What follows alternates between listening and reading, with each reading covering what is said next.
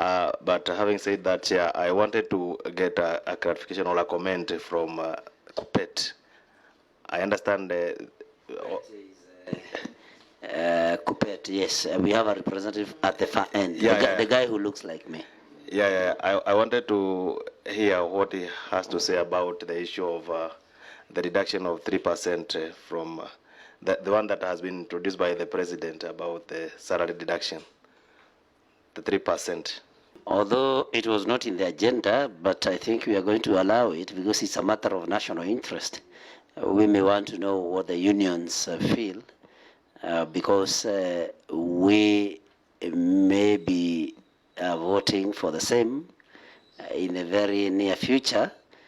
So I think we will allow that, although it was not in the agenda. Allow me, Chair, to start with the issue of 3% housing levy. And respond resoundingly that KUPPET does not support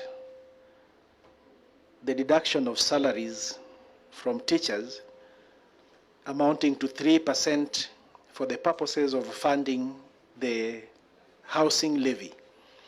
And this is because of the following reasons. Number one, teachers' salaries or benefits are guided by the CBA. CBAs that the unions have with the Employer Teacher Service Commission. And in 2017-2021 CBA, majority of teachers did not get reasonable benefits in terms of increased salaries. In the next CBA that followed, that was the CBA for 2021-2025, through the directive of the National Treasury and the advice of the SRC, that we had just come from Corona period or pandemic. The government had no money and the economy was low. So the unions signed non-monetary CBA with the Teacher Service Commission. But there was a rider that in the event within this period, 2021-2025, the economy shall improve, then there will be review to inject some monetary component within that CBA. Now, from February this year, the unions have been sitting with the Teacher Service Commission to negotiate on how to bring monetary component in the 2021-2025 CBA. And the negotiations are continuing. They have not been concluded. So that is reason number two. Reason number three is that teachers have had teaching period where majority of them have not been rewarded with promotions.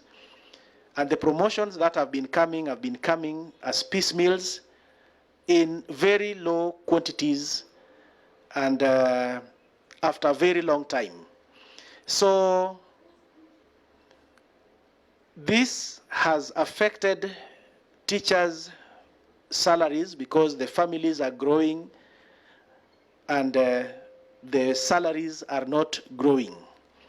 Also, we have had a biting inflation in the country, and it is all known to us how the inflation has been growing from 2017 to date, which has also affected the value of money and purchasing power. So, with all these challenges that teachers have been having as employees, teachers have resulted to taking loans in order to manage their families, and what remains within their pay slip is very little. And deduction of 3% may even take the salaries that the net salaries that remain to below a third of what they earn. There is also a tricky situation here, which is legal,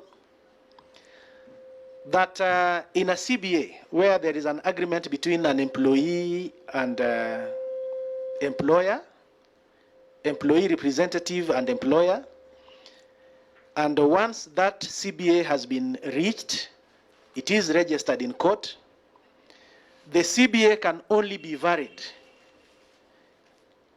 when the employer and the employee agree. Of all people who have been talking about the challenges of 3%, I'm sure I'm bringing in new knowledge here. If this is going to vary the salary of an employee, how, in the event that it is passed, how is it going to be managed by the government? Will the government go to court to vary the CBA, or it will compel the Teacher Service Commission to introduce a component that was not there in the CBA? However, we have proposals of what can be done. Number one, the government can continue constructing houses in the same model that the Jubilee government handled that project or the program, so that it looks for funds or it budgets for such kind of project.